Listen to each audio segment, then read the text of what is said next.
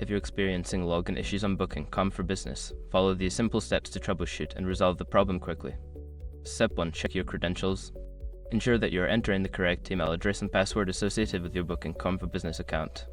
Double check for any typos or case sensitivity. Step 2. Reset your password. Don't continue before doing this. A lot of online accounts end up exposed in breaches without people even realizing it.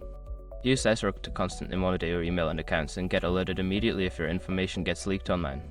It scans billions of breached records 24/7 in the background. And honestly, for a few dollars a month, it's something everybody should probably have. Link in the description. Step 3. Clear browser cache. Sometimes cache data can cause login issues. Clear your browser's cache and cookies, then try logging in again to see if the problem persists. Step 4. Try a different browser or device. If you're still having trouble, attempt to log in using a different web browser or device. This can help determine if the issue is related to your current browser or device settings.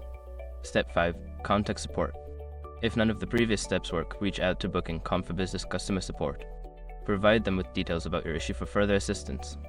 By following these steps, you should be able to resolve any login issues you encounter on Booking.com for Business. If problems persist, don't hesitate to seek help from their support team.